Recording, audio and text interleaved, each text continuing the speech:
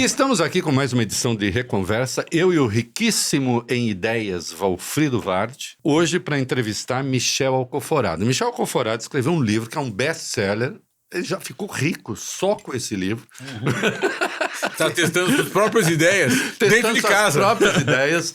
O livro Coisa de Rico, a vida dos endinheirados brasileiros. Ele é historiador, cientista social, antropólogo e resolveu escrever a sério sobre esse assunto que fica parecendo uma banalidade, esse negócio, esses ricos. Aí a gente sempre lembra do moço que tinha lá o microfone de ouro, como é que chamava? Ataíde Patrese. O Ataíde Patrese, né? A vida dos ricos. Não, mas esse é um tema Eu adorava assistir o programa importante para o Brasil.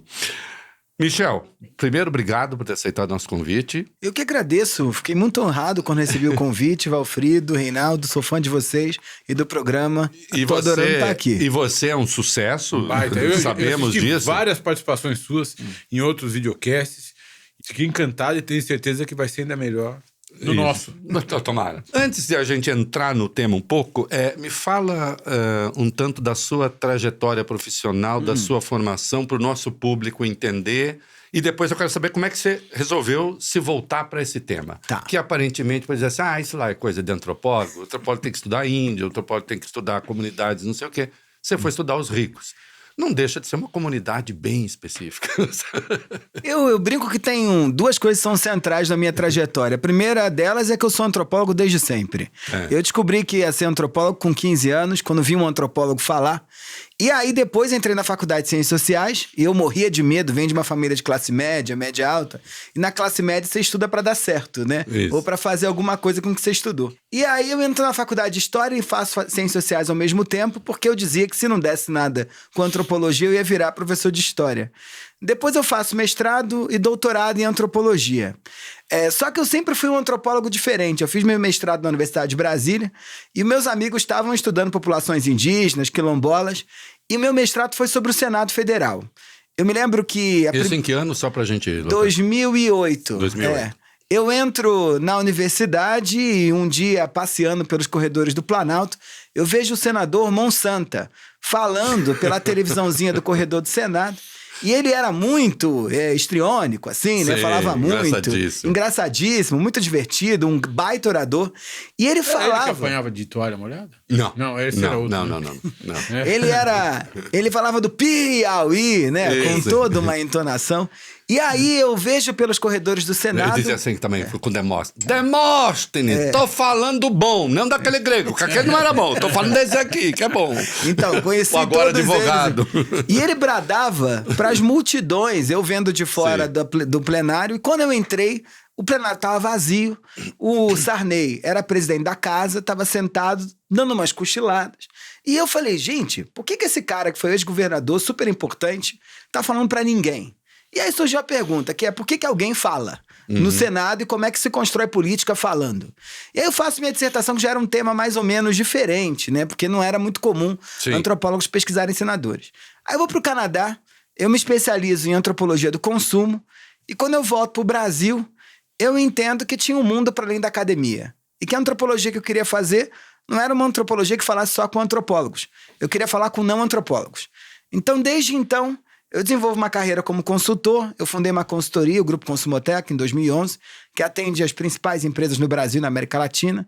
E hoje, mais detidamente, eu trabalho com CEOs e executivos tentando botar o ponto de vista do consumidor no centro da tomada de decisão. Só para entender, para produtos, por exemplo, lançar produtos, campanhas, estratégia de negócio. Você oferece estudos, perfis, análise para esses produtos. Então... Quer dizer, esses produtos não, do público consumidor...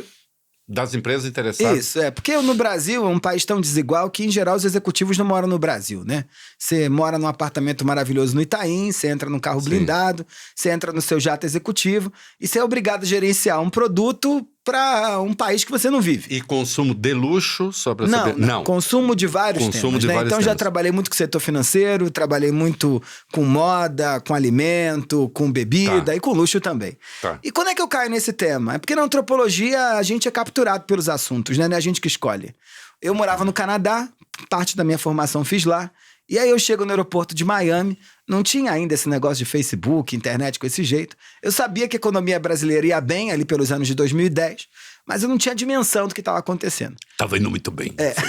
Foi. E aí eu cheguei lá, no aeroporto, um casal de brasileiros na minha frente. Naquela imigração, a imigração americana tinha 2 momentos. Um que carimbava o passaporte e o outro que você tinha que entregar um papelzinho.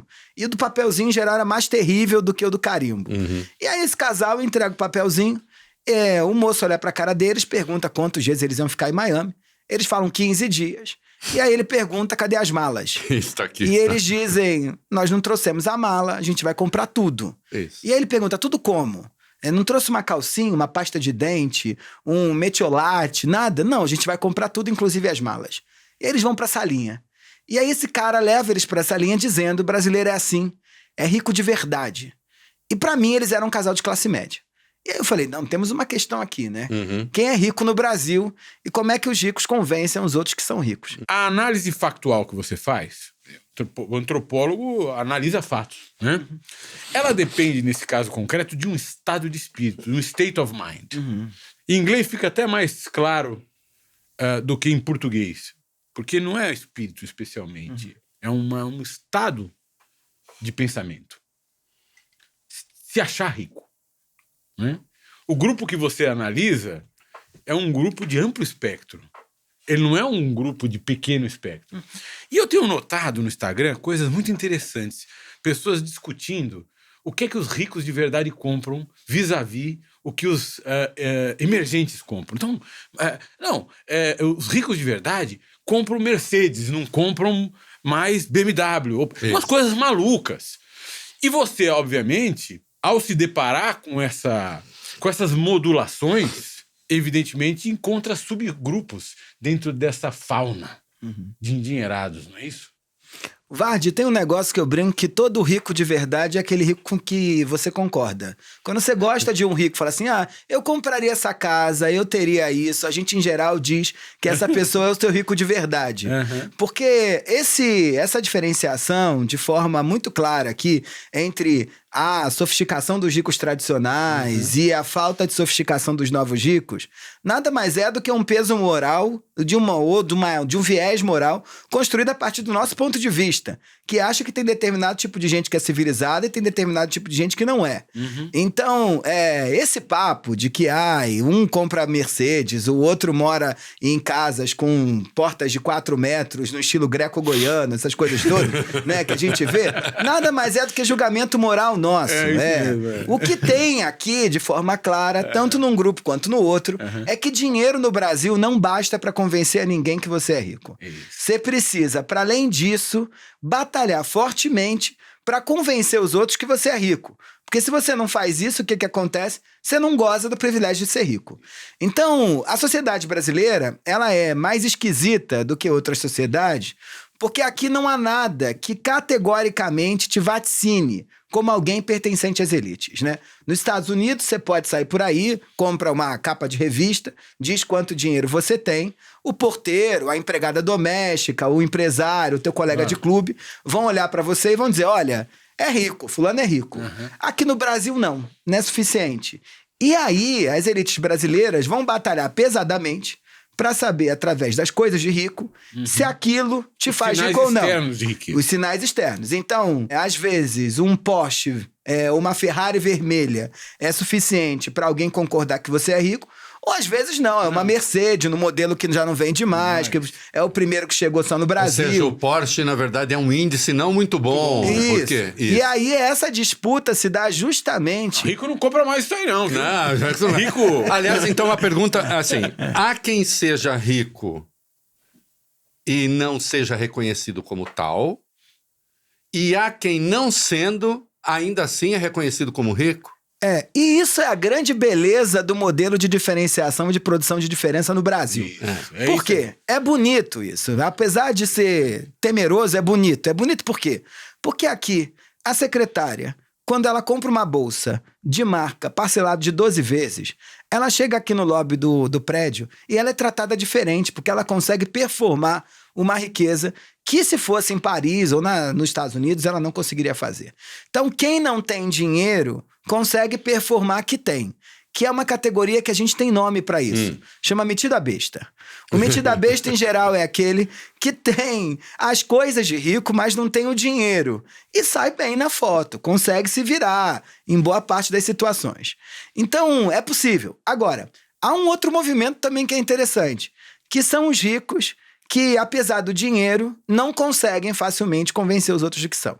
Então, esse é um processo muito difícil, sobretudo quando você ganha dinheiro. E esse que é rico e não consegue convencer, ele tenta, mas não consegue. Porque todo rico... Falta o quê? Ele falta conhecimento sobre quais coisas de rico ele precisa comprar para conseguir convencer falta repertório. Outros. Falta repertório. É muito difícil ficar rico. É muito difícil. Ser rico é uma dificuldade. Ser rico é muito sofrido. Isso. E as pessoas, quando leem o livro, elas me dizem que começam com raiva do casal, que é Mário Gerard e Claudete, né, no começo. Isso. E no final você tá assim, caramba, tô empático com eles, eu concordo. É muito difícil. Você imagina você acordar de manhã e tudo aquilo que você sabia sobre comer, dormir, morar, viajar, destino, já não serve mais e aparece um mundo dizendo: com o dinheiro que você ganhou, você precisa descobrir novas formas de alimentação, de moradia, de vestimenta, de escola para os seus filhos, de destino de viagem. Isso é um desafio enorme. Então, tá todo mundo tateando. E os novos ricos sofrem isso nos primeiros momentos. Eu li o livro, tá tudo marcadinho aqui, mas eu faço perguntas porque eu quero que ele esclareça você. Existe um código único ou são bolsões de códigos para identificar a riqueza? São bolsões de código, e aí, obviamente, os aspectos regionais e geração também impactam pra caramba esse jogo. Eu não tenho a menor dúvida disso. Agora, o que tá aí muito claro é que não importa a tua região ou não importa a tua idade, o mecanismo de produção da diferença no Brasil é igual. O que é? A gente é apaixonado pelas coisas. A gente é apaixonado pelas coisas como forma de as coisas despertarem aquilo que eu chamo da capacidade imaginativa das coisas de rico. Que como eu não posso perguntar pra você quanto você ganha, nem você pode perguntar quanto eu ganho, você vai ter que ostentar algumas coisinhas pra eu imaginar quanto dinheiro você tem. E eu brinco que todo brasileiro tem uma calculadora dentro de si, ao ponto de estar todo mundo... E fala assim, custou tanto esse tênis, tanto esse cinto, tanto essa calça, tanto esse relógio, tanto esse óculos. Gastou tanto nesse look. Mais pro Instagram agora, que leva isso pra você desde casa. Pra caramba. Então, esse mecanismo ele é comum. Agora, em cada região, o que funciona é diferente. Em cada grupo etário, o que funciona é diferente. Em cada época, o que funciona é diferente. Mas no Brasil, as coisas são fundamentais para inventar quem a gente é. Agora, Michel, tem uma coisa engraçada. Os ricos tradicionais, diante da exuberância do emergente, porque o emergente ele é muito mais interessante que o rico tradicional. Ele é mais colorido, ele é mais palhafatoso, ele é mais sexy do que o rico tradicional. Até se veste melhor mesmo. E é mais feliz. E é mais feliz. Porque ele tem uma... Tem satisfação. Tem uma satisfação nas coisas. O rico tradicional, ele começa a entreter uma relação de desprezo com coisas, uma falsa relação de desprezo. Porque, obviamente, ele é muito apegado a coisas. Nem distribui. Aliás, muito mais apegado. Ele tende a ser muito menos solidário.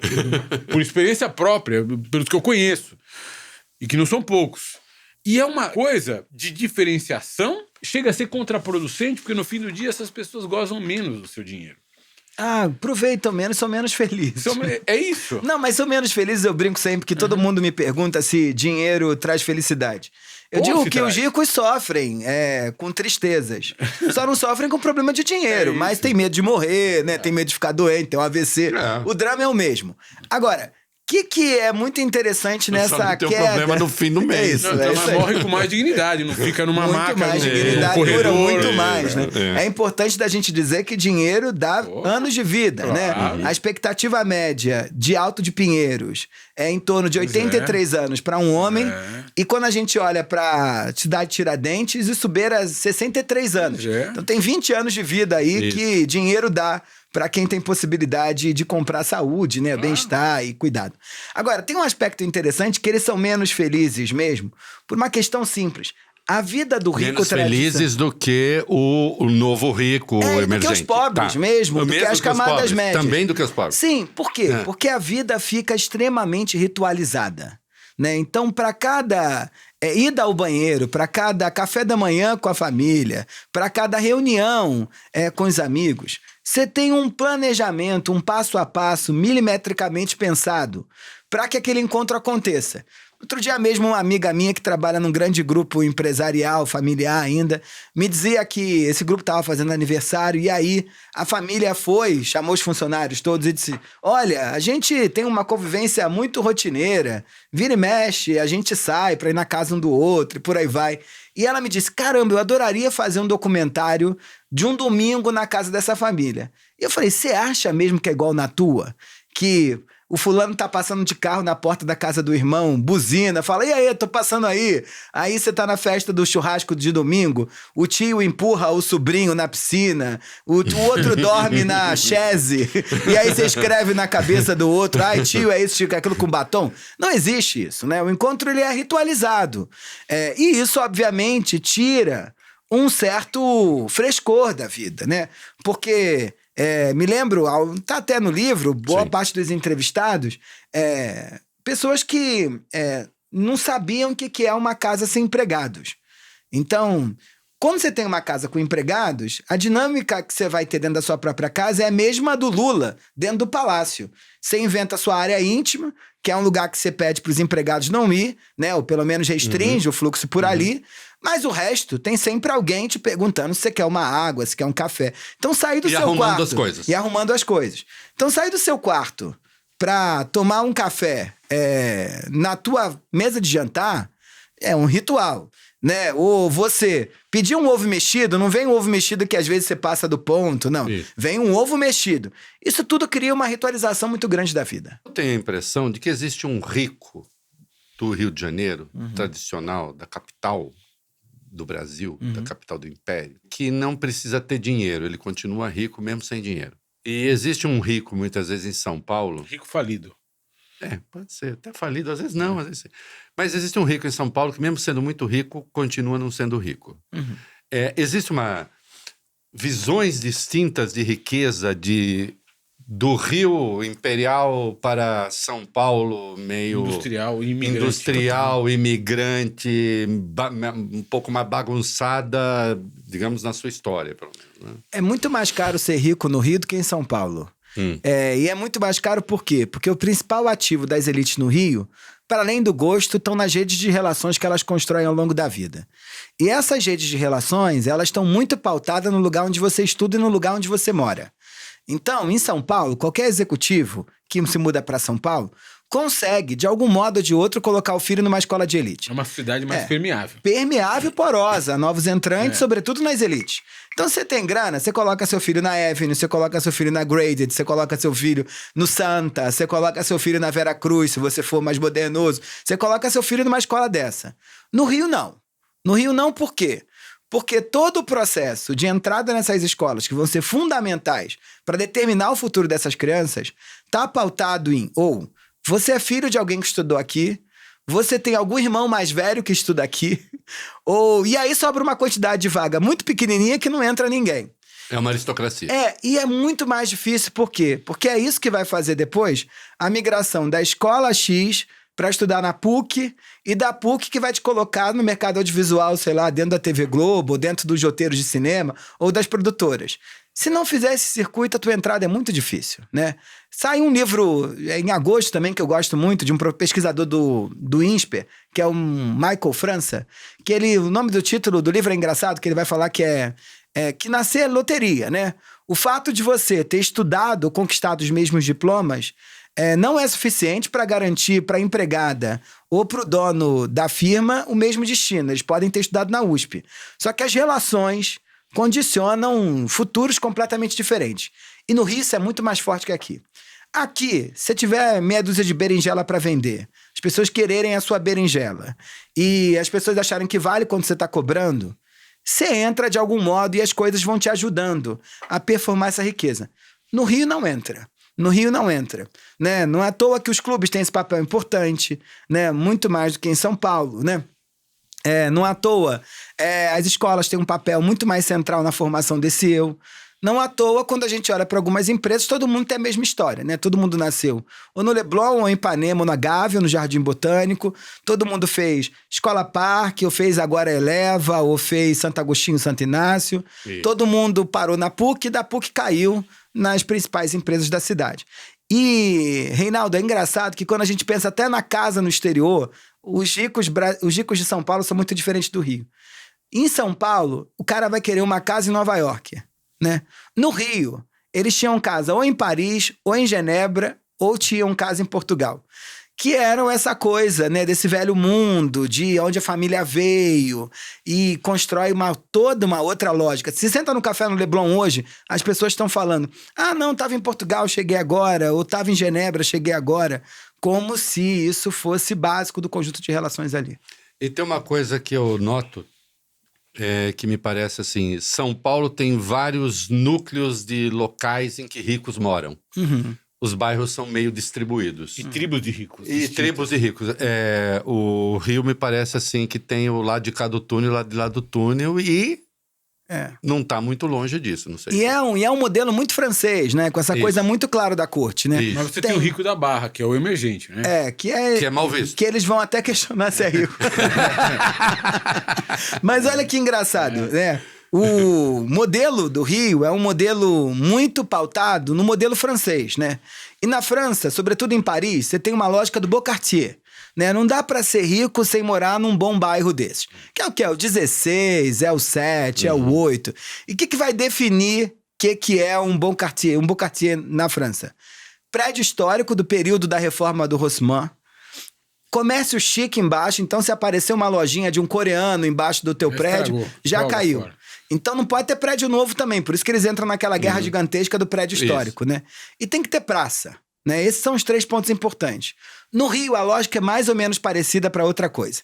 Então pé da praia, é importante, né? Ter pouca gente na rua, é importante, e árvore, né? Então é por isso que o Leblon vale mais que Ipanema, que vale mais que Copacabana, que vale mais que Botafogo e por aí vai. E é por isso que agora o Leblon está em crise, né? Em risco. Porque uma empresa de reforma imobiliária, desse negócio que eles chamam de retrofit, comprou um prédio e decidiu fazer apartamentinhos pequenos na quadra da praia para poder atrair gente que quer construir Airbnb, essas coisas todas. E o Leblon tá horrorizado. Porque como assim? Vai trazer esse volume de gente para cá, uma gente que a gente não tem controle de quem virá, e esse pessoal vai vir para cá e vai mudar a ideia do que é o Leblon. Porque vai destruir essa ideia do Beau Quartier.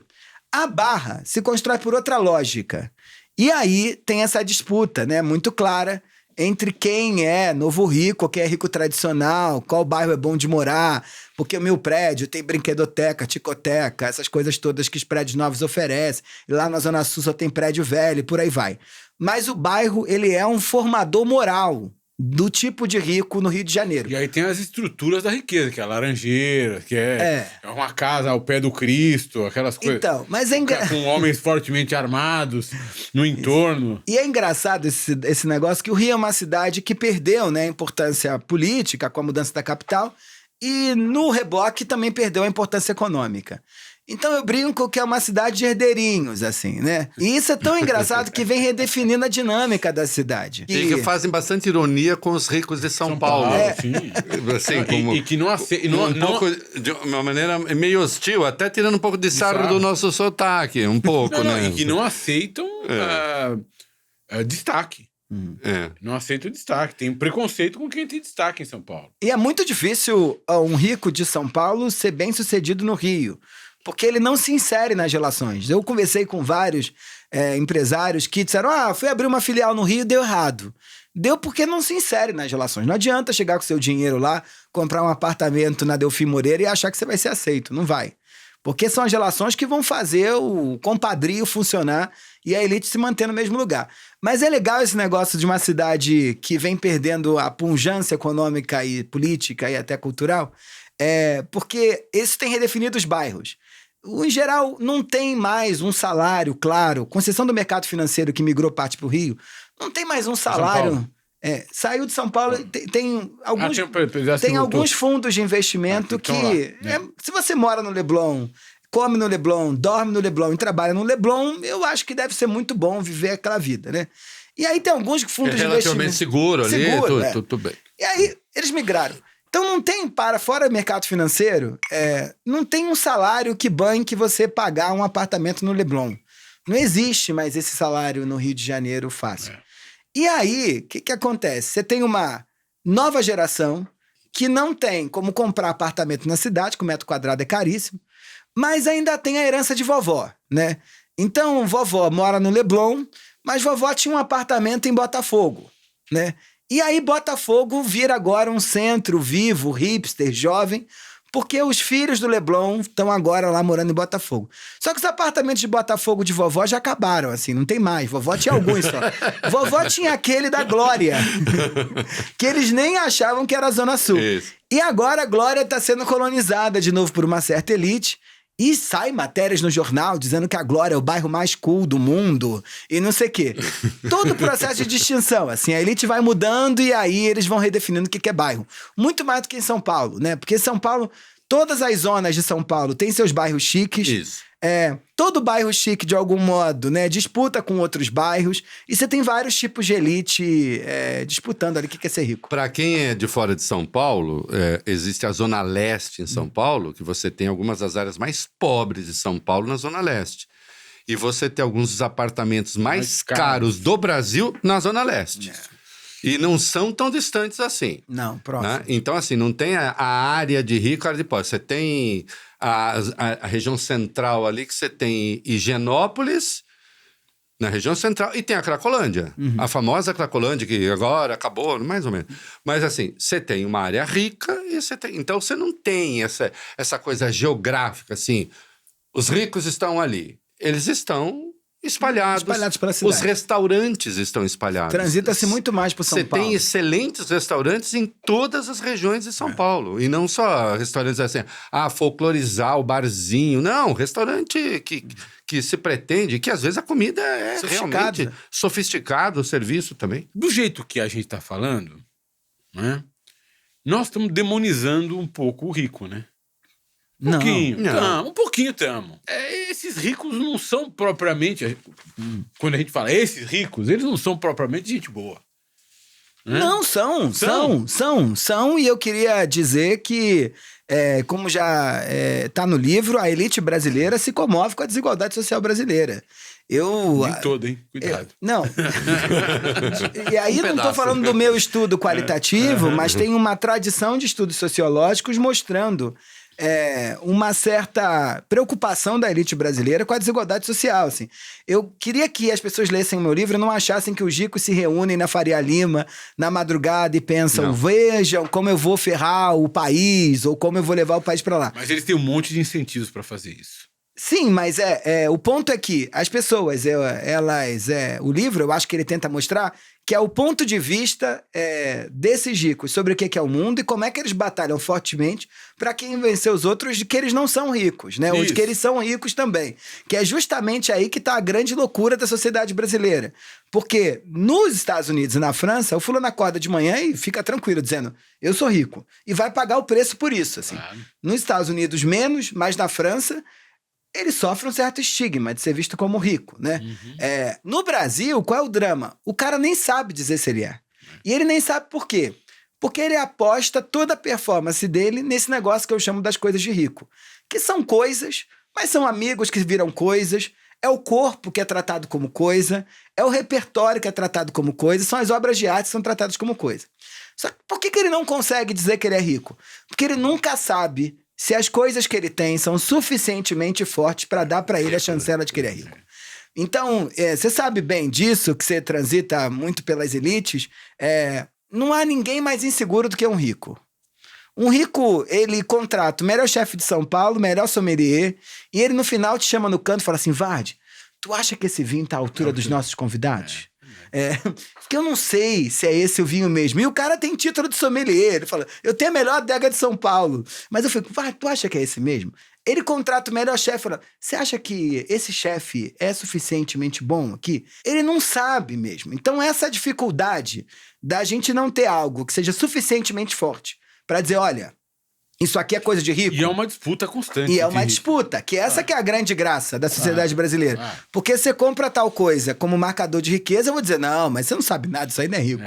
Aí a gente contrata alguém. A gente contrata uma arquiteta, contrata um chefe, contrata um estilista, um stylist, contrata um decorador.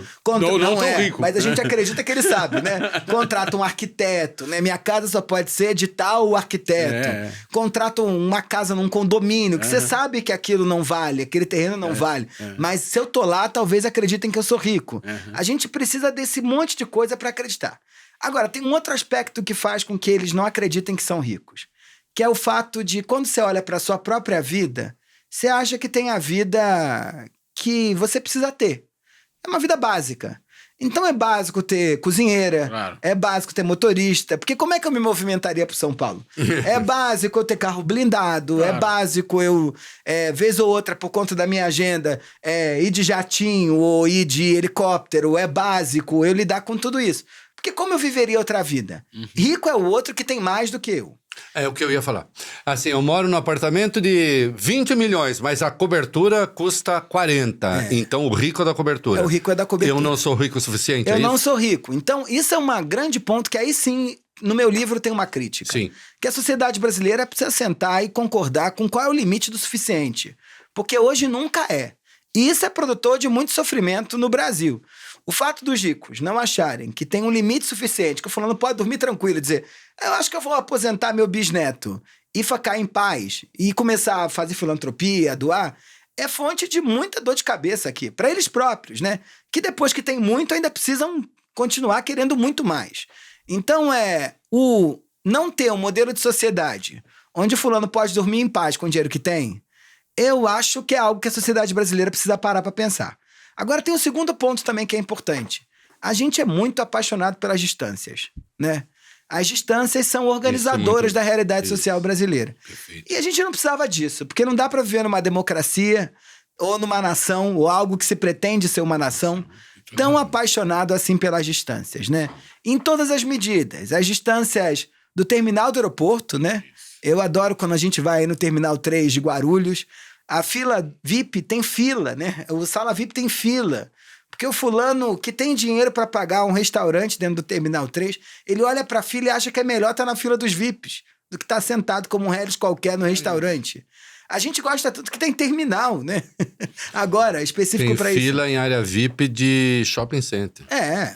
De shopping center. A gente pode ter vaga lá disponível. O fulano quer ir pro valet. Ele vai pro valet e tem fila. Tem fila. Ele não enfrentaria fila na área, mas ali tem. É a necessidade. Agora, essa paixão pela distância, o que o antropólogo nos diz disso? De onde vem essa paixão pela distância? É óbvio que vem do passado escravocrata da sociedade brasileira, né? A gente foi treinado a acreditar, né, que existiam dois tipos de gente aqui e que o determinado tipo de gente devia ser mantido à distância.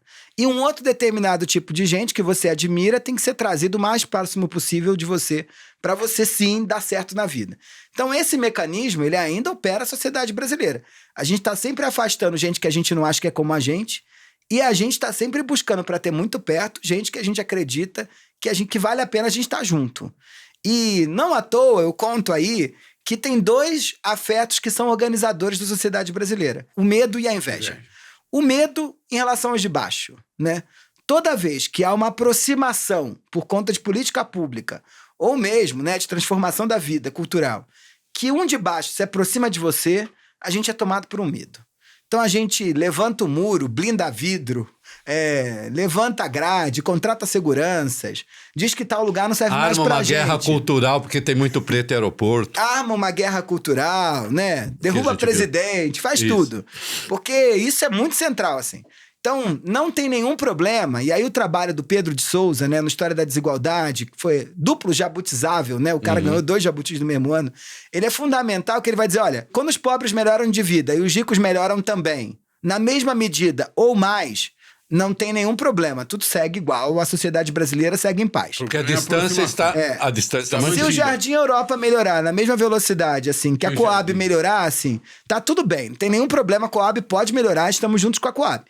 O problema é quando um lado melhora demais e o outro... chega perto do Jardim Europa. E aí a sociedade brasileira, ela se insufla. Em vários momentos da história isso aconteceu. Como pobre chegou no aeroporto e a partir daí você teve uma revolta. Sim, virou rodoviária. Virou rodoviária. O famoso, o aeroporto virou rodoviária, avião virou E rodoviária. a mesma coisa a gente está vendo agora na universidade pública, né? Eu não sei o Vard, mas eu e você somos fruto da universidade pública. Sim, eu também. O Vard também. Também. E assim, o que a gente vê na elite de São Paulo hoje é uma ideia de que é melhor que a USP não serve mais. Então, todo mundo toma como premissa básica o fato de que teu filho vai sair com o IB, que é esse bacharelado internacional, que vai permitir ele pleitear, estudar em qualquer universidade fora. Mesmo que seja na universidade do interior da Flórida. Isso. Então é melhor... Muito inferior à USP, muito inferior à USP pra qualquer lugar. Não interessa. Mas por quê? Porque as distâncias permitiram aproximações com a política de cotas, ProUni, sei lá mais o quê, que permitiu contatos que a gente não quer ter. E me coloco nesse lugar também, né? Assim, só para dizer aqui que eu não sou alecrim dourado, não, né? Uhum. O fascínio, né, de uma certa classe média alta progressista, com as pulseirinhas dos eventos, quem é VIP, quem é VIPinho, né? Ou o benefício que vão te dar, é um reflexo claro dessa gestão de fronteiras para afastar aquele tipo de gente que a gente acha que é menor do que a gente, para que não chegue perto mesmo. Agora, tem um outro movimento que é maravilhoso, né? Que para cima é inveja, né?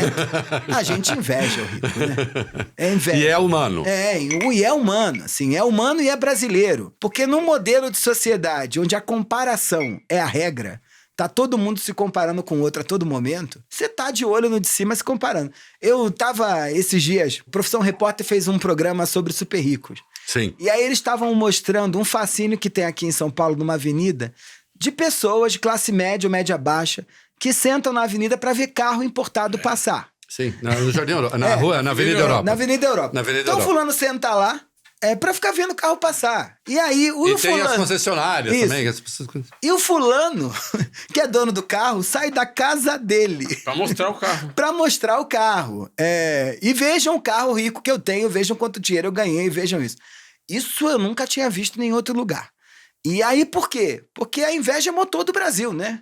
A gente tá sempre querendo algo que o outro tem pra poder o outro, na medida que eu tenho também, decidir que ele precisa de outra coisa, que o rico dele, preferido, comprou. Então isso é fundamental para entender a sociedade brasileira. E as distâncias estão aí a todo momento. A novela fazia isso um pouco, né? A novela tinha um papel importantíssimo. A novela trazia um universo inexpugnável das famílias ricas para a classe média, né? Total.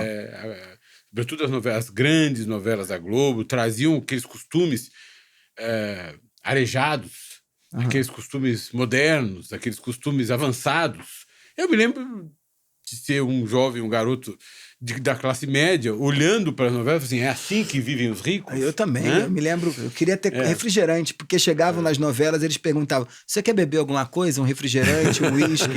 E eu dizia, quando eu for rico, eu vou ter refrigerante. Minha mãe dizia que refrigerante era só final de semana, porque a gente era criança. Eu falei, quando eu for rico, eu vou ter refrigerante em casa.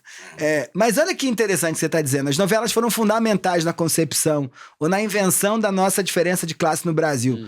Porque elas deram pra gente a percepção de que o rico é aquele que tem supérfluos. Igual as blogueiras fazem hoje, as novelas fizeram, assim, Odete Roitman nos anos 80 fazia isso, assim, né? Que era a percepção de que o rico é aquele que vive com muito mais do que precisa. E ao mesmo tempo eu quero viver essa vida. E então, hoje, a gente não consegue se ver como rico, porque quando você olha para sua própria vida, você imagina que tem tudo aquilo que precisa e que teu vizinho que tem o dobro de você, esse sim vive com supérfluo. E por conta disso ele é rico.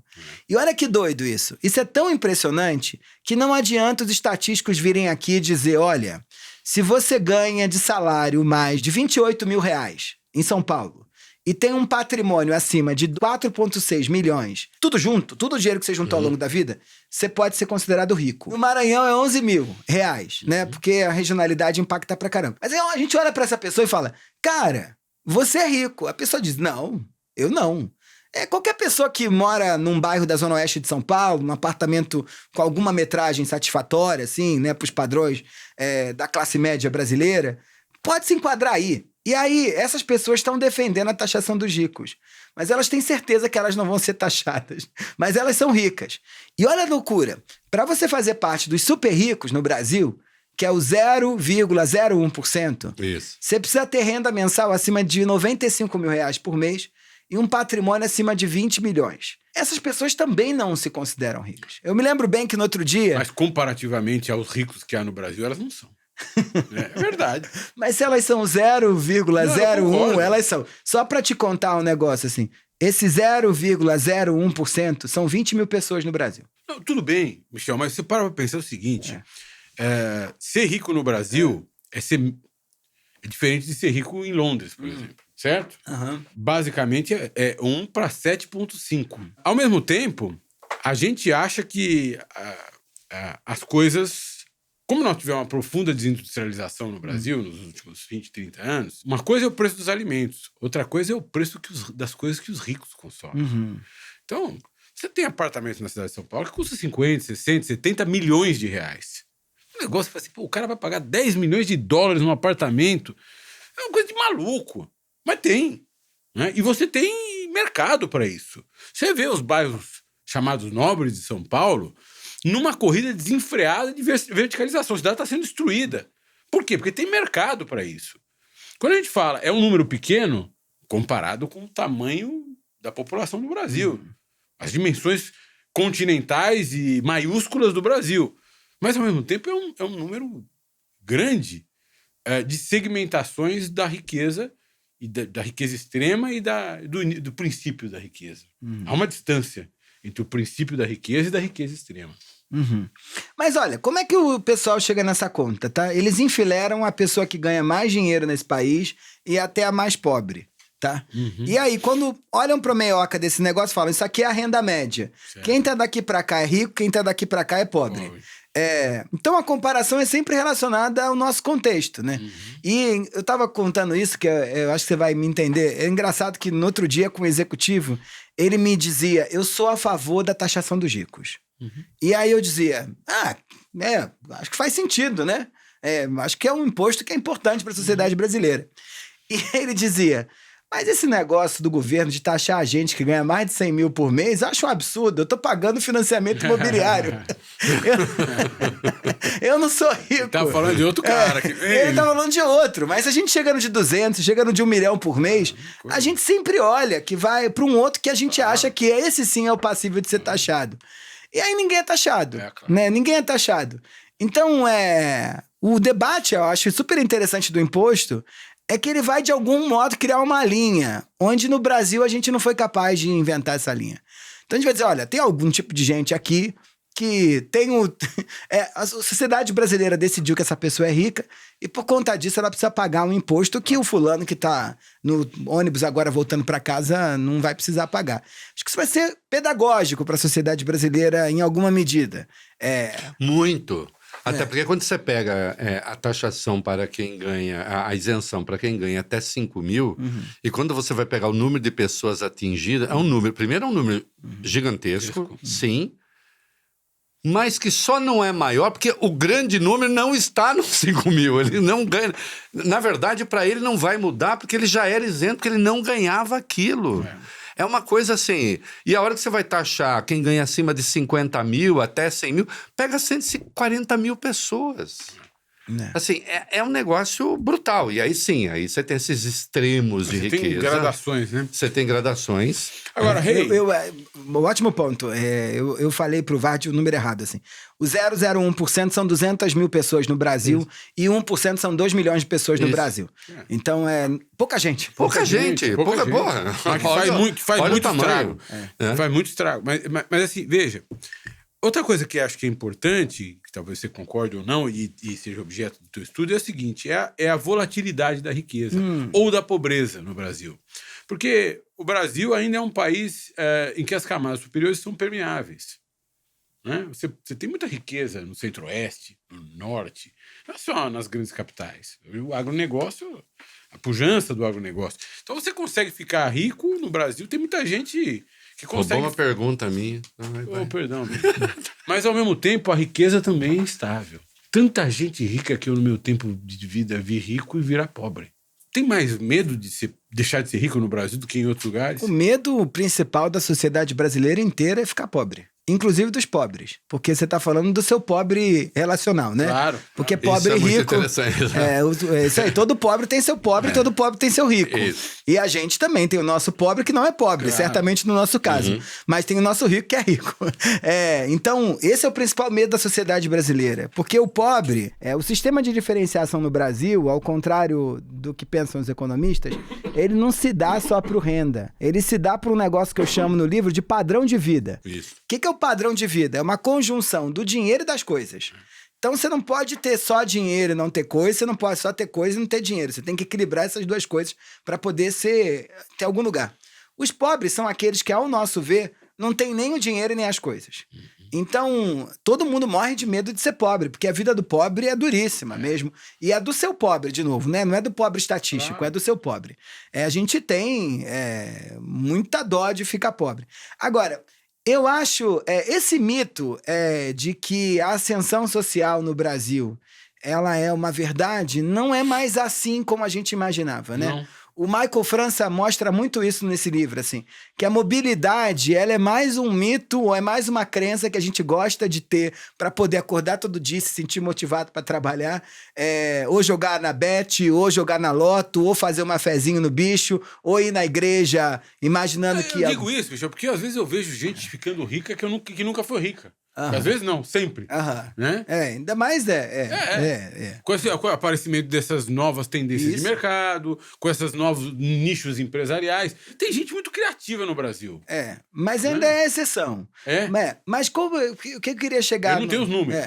Agora, o que eu queria chegar? Por que eu acho que a riqueza também é tão estável para além das questões macroeconômicas do Brasil e toda essa dificuldade que a gente enfrenta aqui num país que a economia dá 2 passos para frente e 1 para trás, né?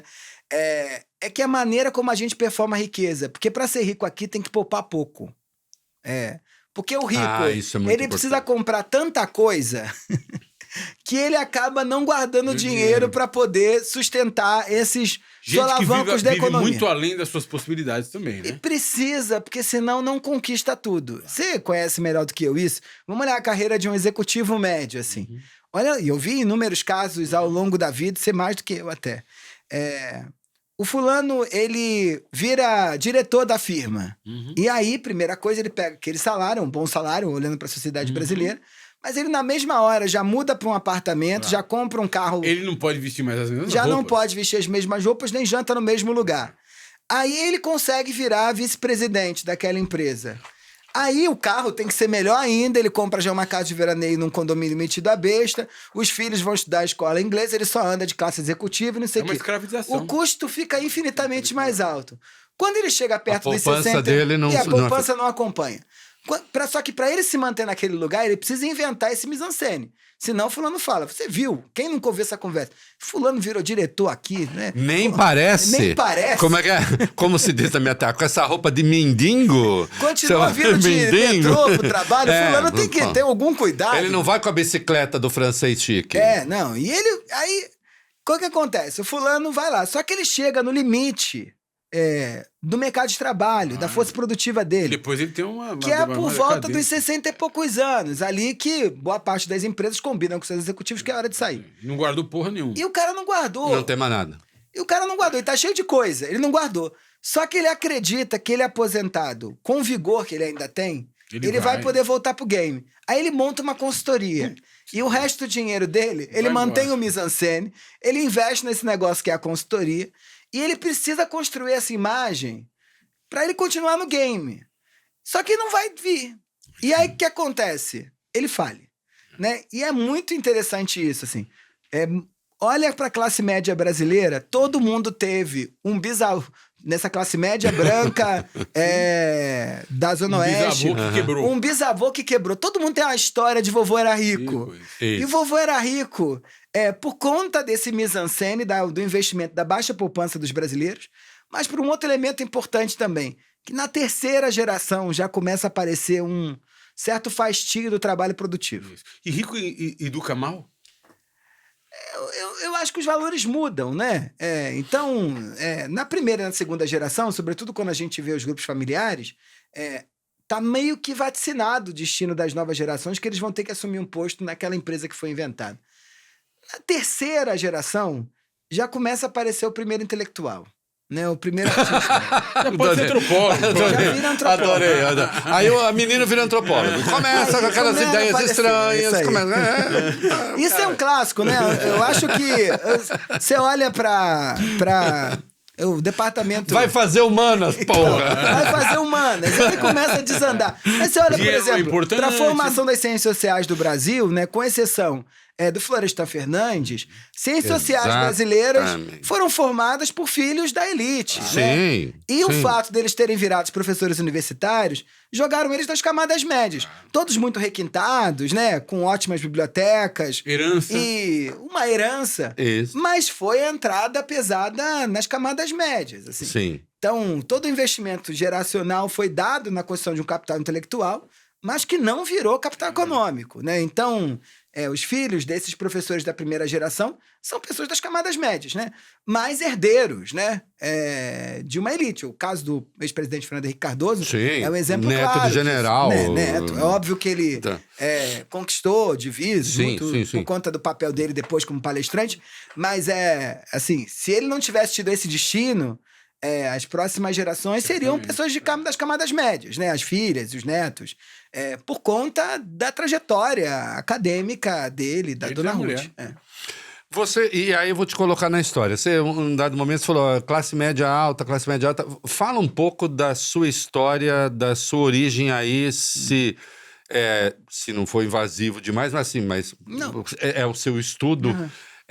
A sua de que classe, de que faixa você era, da sua família? Eu digo no livro que eu sou das camadas médias, e aí é ótimo pra gente brincar com esse conceito das camadas médias. Eu quero que ele saiba. Brincar com esse conceito das camadas médias, né? Eu sou filho de um pai e de uma mãe que foram a vida toda profissionais de uma estatal, da Petrobras, o que colocaria eu entre 1%. Certamente, se a gente fosse pensar em termos estatísticos. Mas por que eu digo que a gente era da classe média e não era rico? A gente era da classe média porque a classe média precisa construir futuro, né? O que minha mãe dizia pra mim era a ideia de que você não tem nada pra deixar pra você. Obviamente tem uma coisinha ou outra. Não tem nada pra deixar pra você, só tem pra deixar pra você educação. E cabe ao filho da classe média inventar futuro. Os ricos, de forma geral, eles já nascem com o futuro mais ou menos desenhado. Então, e que é um dificílimo, tá? É um fardo gigantesco. Você nasce herdeiro... Também é difícil. É dificílimo, porque o teu trajeto e o teu futuro já está desenhado. É uma síndrome mesmo de Príncipe William, sabe? Príncipe Charles. Ele recolhe garrafas. Sim, eu vou dizer, assim, muita gente usar pode... cueca de cânhamo. E a mamãe era empregada doméstica e papai era moleiro, mas tocava mal de caminhão. Mas eu era muito livre para fazer as minhas escolhas. Eu tenho amigos que foram muito menos livres do que eu. Sim. Eu assim, muito mais ricos? Claro. Conheceram a França com não sei com que idade. Tá, ok. Não, poderia invejar, sem dúvida. Mas liberdade tive eu. Eu, dentro do possível, eu fiz as minhas escolhas. Porque as camadas médias são fadadas a ter de inventar um futuro que supere o padrão de vida da geração anterior. E não poder fazer determinadas coisas. É claro. Agora, é de muita liberdade, porque o indivíduo, ele tá ali com todo o seu contorno, né? Se a gente pensa em camadas médias urbanas no Brasil, dito, olha, querido, vá ser feliz. Meu pai me dizia, né? Pai, vou fazer antropologia. Faz o que você quiser, você tem que ser feliz. Você quer uma outra liberdade? Não perca a história da sua vida, mas tem uma outra liberdade. A gente não precisa ter medo do fracasso econômico. Mas depois de um certo tempo a gente tem. Não, depois você tem, mas tô dizendo, quando você começa, você não tem... Você não tem pra dando comparação. Não tem. Um pouco, tem uma hora que o que vier é lucro. O que vier é lucro. Você não tem aquele negócio assim, estão em cima de você. Não. Já não tem nada mesmo? Não tem. Aí o que vier e tal. Agora, depois que você, claro, aí depois que você ganha como todo mundo. Todo mundo tem medo de... Todo mundo tem medo de se... Mas volte pra sua. Não, então é isso. Então meu pai e minha mãe me colocaram com essa liberdade, e não mais com medo, com o desafio de, olha, eu vou ter que dar conta de alguma vida, não à toa eu entro na faculdade de História, na faculdade de Ciências Sociais. Se eu fosse um herdeiro clássico, eu podia estar só na faculdade de Ciências Sociais. E aí... A de História era para ter uma fonte de renda. Eu vou dar aula, porra. Quando eu entro na universidade... Não vou morrer de fome, vou dar aula. Não tinha nem sociologia no ensino médio, né? Isso é uma conquista do governo Lula. Sim. Então, não tinha. Então, você só podia fazer mestrado, doutorado, que na minha família... Sim. Era algo muito diferente, né? Meu pai, ele fez 2 graduações, pós-graduação, sei lá, mas ele não fez mestrado, doutorado, minha mãe também não. Então a ideia de uma vida universitária na minha casa, que era cheia de livros, não para os meus pais, mas meus pais me incentivaram a ler desde pequeno, lia um pouco, mas me forçaram a ler pra caramba. Era uma vida impensável, assim. Então eu sigo esse caminho, assim, que é um caminho das camadas médias, de inventar o futuro, com medo. Sem muito a perder, podendo contar com a ajuda dos pais se alguma coisa desse errado, mas com privilégio, óbvio, de poder escolher o que quisesse, eu me lembro, de poder comprar livro como quisesse, o quanto quisesse, o que meus colegas às vezes não podiam fazer do mesmo modo, de viajar para estudar, né, de fazer curso de línguas, né, uma vida de uma classe média alta, numa cidade como Rio de Janeiro. Você transita... Eu estou fazendo um monte de pergunta que você já explicou e que está no livro, mas eu quero que as pessoas saibam. Seu trânsito entre os ricos para fazer esse seu estudo, essa sua pesquisa, esse seu ponto de observação. Você transita entre eles? Eles são seus amigos? Você tem amigos ricos? Você é o intelectual dos amigos ricos? Você é uma pessoa bem de vida e, portanto, a partir também de um determinado ponto, as pessoas... O universo é mais ou menos comum, né? Isso. Como é que se deu isso? Eu óbvio que transito entre amigos ricos e eles não se acham ricos. Como é que somos todos pobres? E ao mesmo tempo agora rola um certo mal-estar que você é amigo da gente, você tava fazendo pesquisa. Isso, porque eu ia perguntar. As pessoas estão se sentindo espionadas, observadas. O que eu tenho dito a todos os ricos é que fiquem em paz, que eu não vou fazer coisa de rico 2. Tudo que eu tinha que falar, já falei aí. Não tenho mais nenhuma intenção de fazer nada. Podem ficar em paz. Transito, e cada vez mais transito por conta do trabalho. Isso é engraçado, porque na antropologia, ao contrário das ciências, da sociologia, sei lá, que é a ciência do método, né? Pareceu um velhinho, Durkheim, que disse, tem regras, isso aqui. A antropologia, o método não é muito claro. Observação. Assim, é o da observação participante. Isso. Então a pesquisa, ela começa e ela não termina direito. Então, quando um amigo meu vai fazer um aniversário num hotel chique e me convida, agora não, que já escrevi o livro, eram histórias que eu estava vivendo, mas também estava vivendo como antropólogo.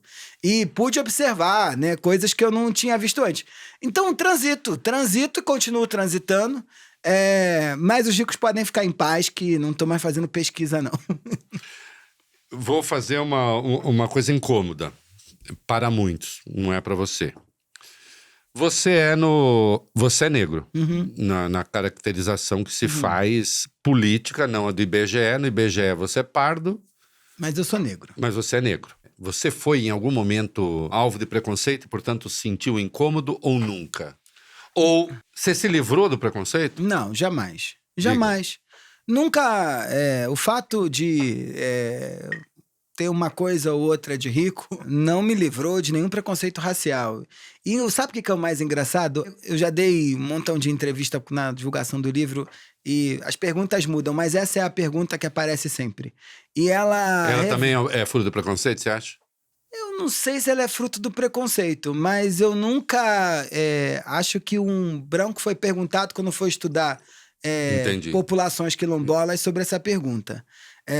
Então você acha que ela pode ser também fruto de um preconceito? Eu não acho que ela é fruto de um preconceito, mas ela é fruto de uma surpresa brasileira. Eu diria que é uma surpresa brasileira. Mas o ponto é que o que tá Mas claro... eu tenho de fazer, você concorda? Eu acho que você tem que fazer. Eu acho que é uma pergunta válida. E é a pergunta que reforça o preconceito racial no Brasil. O fato de você ascender não vai te livrar de forma alguma de nenhum preconceito, mas o fato de eu ter transitado entre os ricos também não me mostrou que os ricos são mais racistas do que outros grupos sociais. Isso é fundamental. Com qual eu pesquisei. Não é. Não é. E eu tenho dito isso com muito cuidado, porque seria muito conveniente para a sociedade brasileira acreditar que só os ricos são racistas, porque ela dormiria toda em paz, dado que ninguém é rico. Seria muito conveniente achar que pobre branco também não é racista. E ele também é. Mas tem uma coisa interessante que eu ouvi de um amigo, um americano, um homem negro e muito proeminente, com quem eu conversei. Na realidade, foi uma conversa muito interessante, porque era um jovem democrata, moço, dois homens negros conversando, e eu assisti a conversa dos dois, um republicano e um democrata. Nós fizemos um jantar e um era um pouco mais velho e o outro bem mais jovem. Dois caras admiráveis. Os dois eram intelectualmente encantadores, né? Os caras... E o homem negro republicano disse uma coisa que me tocou profundamente. Quer dizer, eu sou um cara progressista. Me reconhecia muito mais no garoto jovem democrata. Mas o republicano disse o seguinte: quando os meus avós eram escravos, mas quando eu ganhei a dimensão econômica que eu tenho hoje, ele falou assim: eu sou um homem de $5 milhões por ano. Eu disse isso. O republicano. O republicano. Eu moro numa casa em Washington de 500 metros quadrados. Eu tenho 3 carros. Eu viajo. O racismo me incomoda muito menos do que me incomodava quando eu era pobre. O que ele estava dizendo é o seguinte: eu menosprezo o racista do alto da minha condição. Era isso que ele estava dizendo. No fim do dia, eu menosprezo mais e ele me atinge menos do alto da minha condição. E eu observei aquilo porque aquilo nunca tinha passado pela minha cabeça. Eu entendi. Ô, Vardy, eu vou te dizer, eu acho que isso não tem a ver com dinheiro, não. O que pode fortalecer o teu desprezo pelos racistas e o fato do racismo te atingir menos conexão com as suas origens, construção de vínculo com a comunidade e reconhecimento das lutas do movimento negro para que você chegasse onde você chegou. E não cair na tolice de achar que você é o alecrim dourado que conseguiu encontrar um caminho e debrar todas as barreiras e chegar nesse lugar. Eu acho que no meu caso me atinge menos isso, assim, nesse aspecto. Letramento racial, conexão com a comunidade, percepção muito clara das origens e o entendimento da importância do movimento negro no Brasil, para permitir que pessoas com a minha cara estivessem aqui, outros tantos também. Fundamental, isso significa que você defende a política de cotas desde o primeiro raciais. Dia. Desde o primeiro dia, e eu não fui agraciado por elas quando entrei na graduação, porque eu sou do primeiro ano da política de cotas na UERJ, eu fiz Ciências Sociais na UERJ. E a UERJ foi a primeira universidade brasileira a aplicar a política de cotas. Só que a política de cotas, ela também era censitária, você tinha que provar uma renda. Sim. Lá, né? E como eu vinha de uma família de classe média, eu não tinha acesso. Mas eu vi claramente o impacto naqueles alunos que chegaram na universidade de como a vida deles ia ser transformada. Acho que hoje mais consenso, mas naquele período era um tema muito espinhoso. Não perco uma chance de dizer isso. Eu fui contrário à política de cotas, eu combati muito, escrevi muito contra, e eu mudei de ideia a partir dos resultados, dos números, evidenciando que sim, era uma política virtuosa, e eu passei a ser radicalmente favorável. Pode me acusar de ter mudado de ideia, eu mudo de ideia, né? Eu sou a pessoa que muda de ideia e, portanto, hoje sou um defensor. Uma metamorfose ambulante. Eu não chego a ser uma metamorfose ambulante, porque eu não fico mudando toda hora. Eu faço algumas mudanças. Mas é o seguinte, era contrário e sou favorável. E deixo isso claro aqui. Do ponto de vista de acabar com o planeta, né? Não tô falando de você, não, nem de você, mas os ricos vão acabar com o planeta. Ou aliás, o desejo de afirmar a sua condição de rico por meio de coisas e vai acabar com o planeta. Essa mania de querer coisas que nos é incutida em todos os lugares, sobretudo agora nas redes sociais, ela tem um profundo impacto sobre o planeta. E é curioso, se nós formos remontar os anos 60, até por uma questão do desenvolvimento tecnológico, você fazia uma viagem internacional, mesmo que tivesse dinheiro, sei lá, uma vez a cada 2 anos, 3 anos. Né? E olha, os ricos brasileiros viajam todo mês para fora do país. Às vezes com o próprio jatinho. Uma pessoa dentro de um jato que fura a camada de ozônio tanto quanto um Boeing. Uma vez eu vi um número que eram 17 viagens de avião, viagens para o Brasil e para fora, e 7 a 8 viagens para fora, que as elites brasileiras em média fazem por ano. Você acha que as elites, que os ricos, e há uma parcela que quer se conscientizar em relação a isso, você acha que essas pessoas vão mudar de hábitos? E que ser rico, de fato, vai pressupor uma consciência? Eu não quero ser injusto com os ricos brasileiros, não, tá? Eu acho que depois da pandemia as coisas melhoraram um pouco. Você vê um apetite maior para filantropia, apesar de ser pequeno em relação à necessidade da sociedade brasileira, né? Ainda é tímido, eu diria. E quando a gente está olhando também para o caso do fascínio pelas coisas, eu acho que tem uma certa conscientização maior, apesar de continuarem comprando. Só que não é típico só das elites, né? Eu acho que as camadas populares, as camadas médias também estão envoltas no mesmo agora chegou modo. minha vez, querem que eu pare? Esse é que é o grande problema de você falar sobre esse assunto numa sociedade tão desigual quanto a sociedade brasileira, né? Porque imagine, né? É injusto com a empregada doméstica que agora pode comer carne. Eu não posso viajar. E eu posso dizer pra picanha dela aí, né? Eu posso dizer pra ela que, olha, querida, aí o efeito global aí, o aquecimento global que a vaca causa. O pum da vaca. O pum da vaca, e ela fala, não, mas eu quero comer carne. É muito difícil, né? Um país desigual como o Brasil, essas conversas ficam muito difíceis, né? Ou é muito difícil pra quem andou de carro a vida toda, que tá andando de bicicleta agora porque a ciclovia da Faria Lima é boa, você dizer pra empregada doméstica que ela tem que ir de bicicleta pra casa dela, pro trabalho dela. É muito difícil essas conversas aqui. Então, acho que o dilema, de novo, ele precisa ser reinventado coletivamente, né? Porque compra muita bugiganga, né? Sabe o que é a loucura? O mercado de luxo vive um drama no Brasil, que é um drama positivo pra eles. Fulano compra uma bolsa cara. Essa bolsa, na França, ela é vista como um investimento, no sentido de... O que é chique na França é você herdar a bolsa de alguém. Sim, ficar velha a bolsa. Tem uma Hermès que vai durar de vovó, a minha Hermès de vovó. É isso aí. Ou o Rolex vale mais quando ele é herdado, né? Você fala, meu Rolex que meu avô me deu, sei lá. Aqui no Brasil, a bolsa, apesar do couro estar perfeito, ela deixa de funcionar, as pessoas criam verdadeiros cemitérios dentro de casa, né? Que são objetos de luxo que você não... Fica aquele encalacrado, assim. Não serve pra ser dado pra ninguém, porque você não pode dar uma bolsa de luxo pra alguém. Muito grande no Novo Mundo. Isso. Não vou... Você não pode dar... Você não pode doar uma bolsa por orfanato, né? O Hermès por orfanato, sei lá o quê. Né? Tô que o século XX tenta bombar aqui, mas ao mesmo tempo fulano não acha que é bom comprar. Então, é um desafio enorme. Aí os armários são lotados de produtos que continuam... Prontos, vira um bando de mel da Marcos com milhares de sapatos que tem de ser substituídos. É uma loucura. E ele é especialista nisso, que é esse branding, né? Que é essa coisa de você criar um desejo irrefreável para pagar 150 mil reais num pedaço de couro. Ou num pedaço de plástico, uma bolsa qualquer. A grande loucura do mercado de luxo... Porque você não pode comprar essa bolsa. Você vai na loja... E você pede para comprar essa bolsa, para gastar o preço de um apartamento nessa bolsa, e não tem.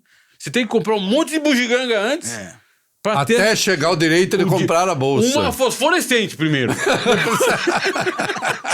um troço de louco isso. Mas, Vardy, o mercado de luxo é só isso, né? O mercado de luxo, ele vive nessa... O que a gente compra é justamente esse segredinho. Que é uma bolsa que não vale aquilo que a gente paga muito justamente porque ela não vale. Então, é assim com o relógio, é assim com vinho, é assim com tudo. É essa coisa que a gente ostenta, assim. Paguei muito por algo que eu sei que não vale. E todo mundo sabe que não vale esse valor. Porque qual é a função da bolsa, né? Carregar suas coisas de um lugar para o outro, né? A função do relógio é marcar a hora. Mas eu tô mostrando para quem? Você tá mostrando para os seus pares, né? Ou para quem você deseja. Ser aceito, né? Então, maravilhoso que eu me lembro que Balenciaga começou a apostar numa quantidade de bugigangas, que era o tênis destruído, que custava uma fortuna, a bolsa com cara de saco de pão, saco de lixo. Uma hora terminando isso aqui, depois eu quero que você me explique, Balenciaga, que eu acho uma coisa absolutamente inacreditável, mas você me explica. Mas ela estica esse truque do mercado de luxo à enésima potência. Que ela diz, olha, então... Mercado de luxo é sobre isso, assim. Pague 100 mil, Pague nós muito vamos ser caro por sovados. algo que não vale. Nós vamos ser trash. Então a gente E nós vai... vamos cobrar pelo trash. Isso, a gente vai ser punk a esse ponto. Faz sentido isso? Estão cobrando pelo trash? É isso mesmo. É, isso mesmo. Porque na real tá todo mundo cobrando por aquilo que não vale, né? Tá todo mundo cobrando por aquilo Entendi. que não vale. Porque um sapato não pode custar 12 mil reais, né? Porque por mais que o couro seja maravilhoso, uma bolsa não pode custar 500 mil reais. Por mais que os crocodilos sejam bem tratados, Por mais que o crocodilo né? esteja vivo. Dá uma madeira. Olha, se meter a mão aqui, eu te engulo. Não pode, mas o que se ostenta é justamente esse truque. Do eu sei que não vale, mas mesmo assim eu vou lá e compro. Tudo uma grande ilusão.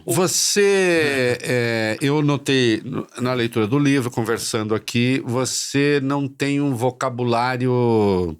Não tô te patrulhando, tá? Tô fazendo... Olha, você não tem um vocabulário marxista, hein? Não.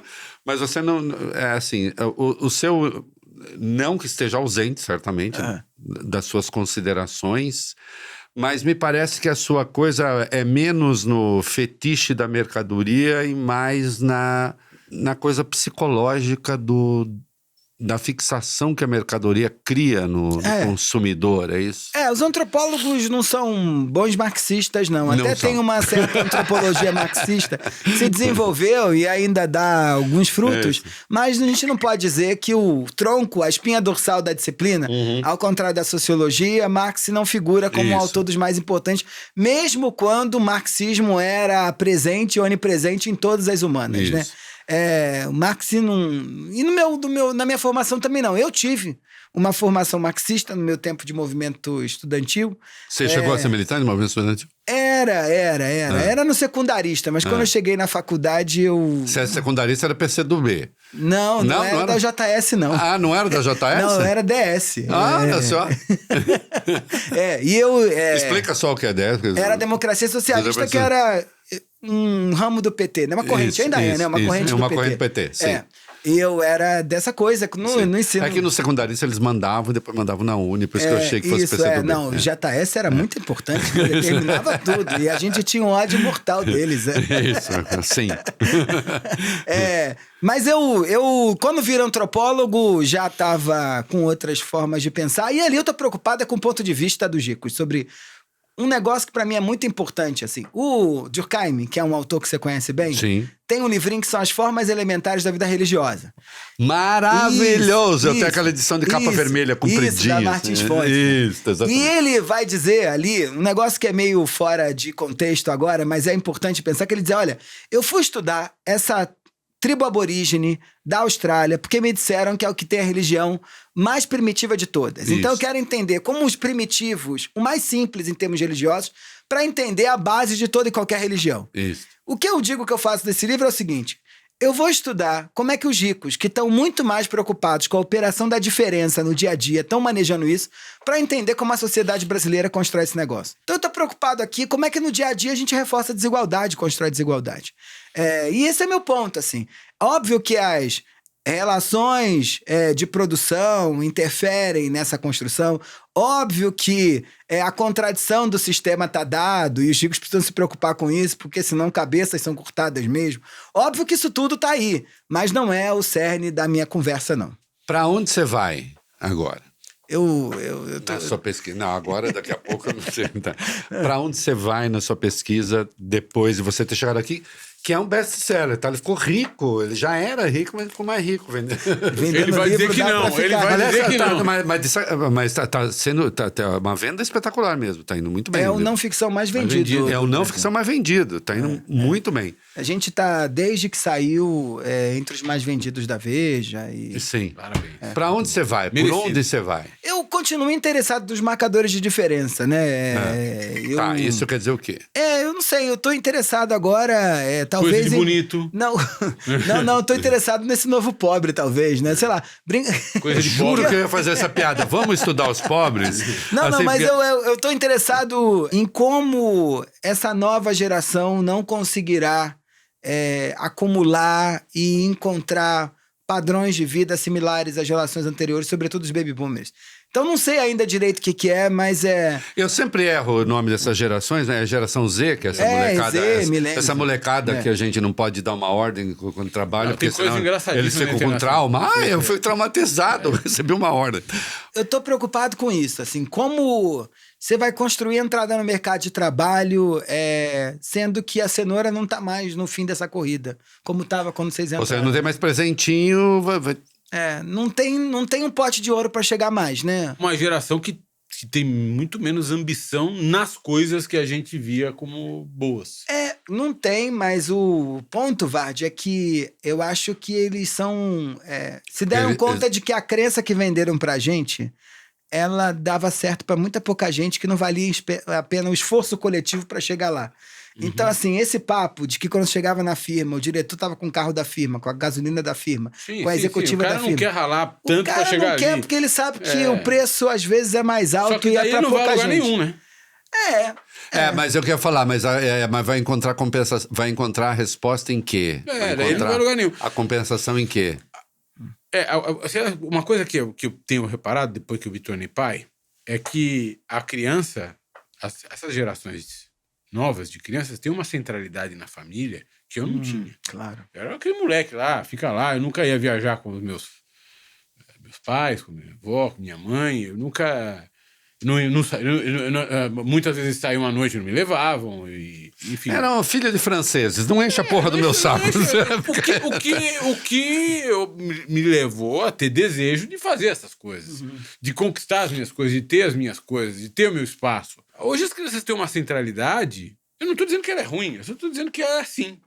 Em quaisquer famílias.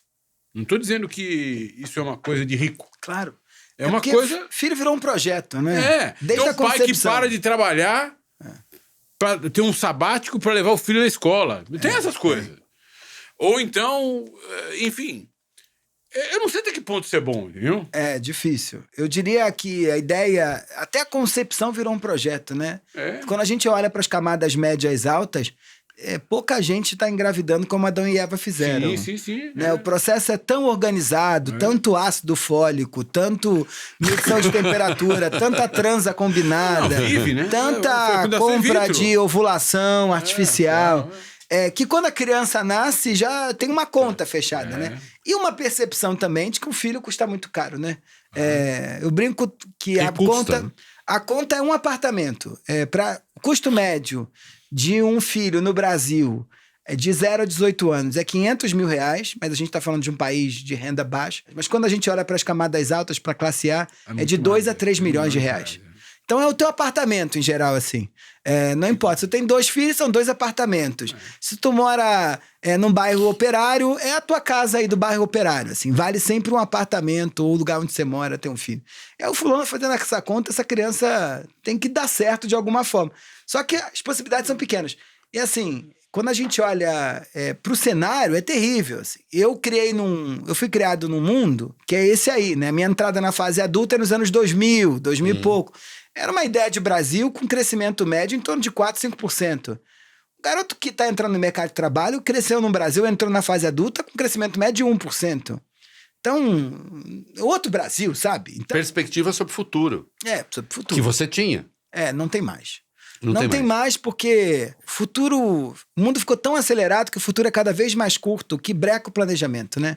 Estou na faculdade de jornalismo. Você aprendeu lá a fazer, isso é um lead de uma matéria, se apura desse modo.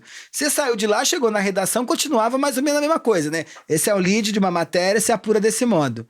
Fulano tá entrando agora, ele não sabe. Como é que vai ser? Nem se vai ter jornal, nem se vai precisar de lead, nem se vai precisar de apuração. É verdade. E aí, como é que ele pensa futuro? Na mesma coisa nas ciências sociais, né? Na antropologia, assim. Eu entrei lá achando que ia virar professor universitário. E tava dado a caminho. Eu inventei outro caminho, mas eu quis. Mas estava dado, aquilo ali me empurrou. Você pensa ainda nisso? Porque você é um professor extraordinário, você tem uma fluência, uma exposição clara, você é dono de exemplos, existe uma teoria por trás da sua exemplificação, que um professor sempre precisa ter, aliás, precisa ter as duas coisas, né? A exemplificação e a teoria. Você pensa nisso ou não? Você sabe que meu pai... que Paga muito pouco, meu pai, pensa. não, meu pai que foi funcionário público, né, de uma estatal a vida toda, agora que o governo Lula começou a abrir de novo vaga nas universidades, quando ele pega o jornal e fala pra mim, meu filho, abriu concurso pra professor. Ele tá doido pra você trabalhar em alguma coisa. O sonho dele é que eu tivesse concurso. Aí eu falo, pai, deixa eu te explicar, tem um rio, eu entrei no rio e me molhei, assim, pra voltar não posso chegar na casa de ninguém molhado. Mas brincadeira, à parte, o que me interessa hoje é botar antropologia na praça. Isso, de certo modo, é algum tipo de magistério, né? Claro. Eu tenho preocupação de que, do mesmo modo que o cara que é chapeiro da padaria vira e mexe, chega no ponto de ônibus e pergunta qual é o meu desejo, eu acho que ele tem que, de algum modo, saber que a gente é o que a gente é, não porque a gente quer, mas porque nos formam a ser desse modo e, por conta disso, provocar mudança. Então, acho que é o meu ponto, assim. Durante um bom tempo, depois eu comecei a fazer programa de rádio, mas antes do programa de rádio e TV, eu fazia internet só, né? Tinha internet e tal. Aí a minha mãe às vezes falava, mas o filho, você faz o quê mesmo? Sabe, porque ela não... Mas que diabo você faz? Né? E durante um bom tempo tinha isso, né? Que diabo você faz? Você nessa sua pesquisa, nessa sua convivência, nessas suas andanças, o rico e a política. Que esse rico que você estudou nesse livro, que vocês têm de ler, ele é política, ele é ideologia. Eu diria que a maior parte deles são mais aliados aos discursos conservadores, de uma certa direita. Mas o que marca, de novo, aqui para ser repetitivo, o que marca a visão de mundo dos ricos e da sociedade brasileira como um todo, mas mais dos ricos, é essa paixão pelas distâncias. Então, como o discurso conservador ele é mais organizado em termos da manutenção de um certo funcionamento da sociedade brasileira, para que as distâncias permaneçam... Com menos surpresas? Com menos surpresas, há um predomínio maior. Mas na elite progressista, que usa o chapeuzinho, usa determinada camisa, o fascínio pelas distâncias também está lá, mais ou menos do mesmo modo. A gente quer ver a vida do pobre melhor, mas a minha precisa melhorar também. Então, eu diria que entre esquerda e direita eles seguem ricos, mas há, obviamente, um predomínio mais forte de uma ideologia mais aliada às direitas, uma nova direita, né? Agora, o ruim é quando o ressentimento aparece. Mas ela é de extrema direita? Eu vi coisas, mas não posso dizer que na minha pesquisa é majoritária. Não é majoritária. Na minha pesquisa não foi. E aí, obviamente, é uma pesquisa qualitativa e foram as pessoas que eu convivi. Não foi, não. Pelo contrário. E talvez até eu tenha mais receio de que em camadas mais inferiores a essa da elite muito rica seja até mais extrema-direita, porque o medo é maior. E o ressentimento às vezes também é maior. E o ressentimento também é maior. É maior. Né? Aqui não. Aqui as pessoas, com os entrevistados que eu fiz pesquisa, o alinhamento era maior, uma visão de centro-direita, ou mesmo de direita, mas eu não vi nenhum discurso extremista, claro, dizendo, mesmo quando aparecia a brincadeira de a gente aqui é direita, para frente, era um discurso de uma certa visão de mundo que é válida. E eu tenho reforçado isso, assim, é válido. E se conforma com a maneira como eles pensam a vida. E que está no campo democrático. E que está no campo democrático. Então, acho que a paixão do brasileiro é pelas distâncias e entre as elites isso é mais forte. Essa tese é muito boa. Essa tese é muito boa, da paixão pelas distâncias. A gente gosta de distância.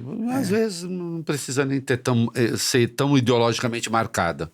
Desde que cada um esteja no seu lugar. Cada um esteja no seu lugar. E por isso que a política de cotas é tão revolucionária. Não comece a fazer, como dizia o Gilberto Freire, não comece aquelas pedras que separavam a senzala da Casa Grande, elas não começam a ficar muito lisas, né? Porque é sinal de que tem muita gente transitando por ali. Então, e é melhor não transitar tanto. Uma última pergunta? O hinduísmo, de certa forma, a tradição judaico-cristã, fazem uma apologia da renúncia. Né? Esses valores foram para sempre descartados? Eu diria que no Brasil pouco provável.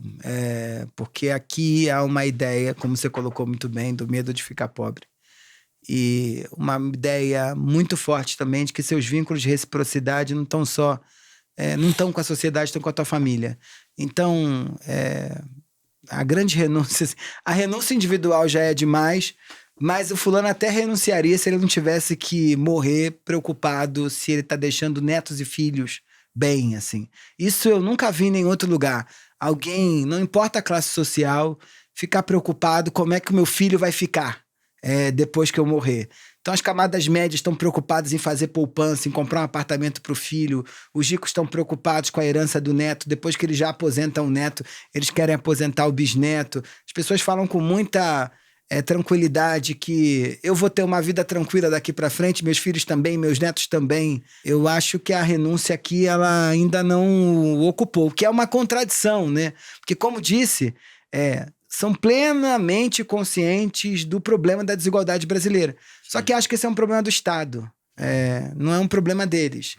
Porque eles fazem parte da sociedade, não do Estado. E essa separação completa entre Estado e sociedade tem levado a gente para esse buraco que a gente está. Então, a gente precisa criar maior permeabilidade entre os conceitos de nação, sociedade, Estado, para fazer com que cada um de nós nos sintamos parte desse jogo, né? E a gente Caramba, isso vai dar outro programa de mais 1h30. Olha aqui. Michel Alcoforado, Coisa de Rico. Um papo encantador. Delicioso. Delicioso. Parabéns pela exposição. Me lembro do Joaquim Nabuco, da minha formação. A escravidão continuará a ser, por muito tempo, um traço da nossa formação. E ela continua trazendo a nossa formação. E não vai aqui, nessa minha fala, nenhum sentido de condenação a ninguém. Reconhecer o que nós somos não significa necessariamente condenar quem nós somos. Claro! Significa... Constatar e entender quem nós somos para ver se a gente melhora. Michel. E eu acho que seu estudo... ajuda a melhorar o Brasil. Obrigado pela conversa. Foi muito legal. Foi muito bom aqui. Conversa é um luxo, é coisa de rico. Eu agradeço. Sou fã de vocês dois, fã do programa. Fiquei muito feliz de ter sido convidado. Nós é que estamos felizes. Gostou? Se inscreva no canal, dê like, essas coisas todas que a gente diz sempre. Michel, obrigado. Até a próxima, hein? Até a próxima. Eu volto.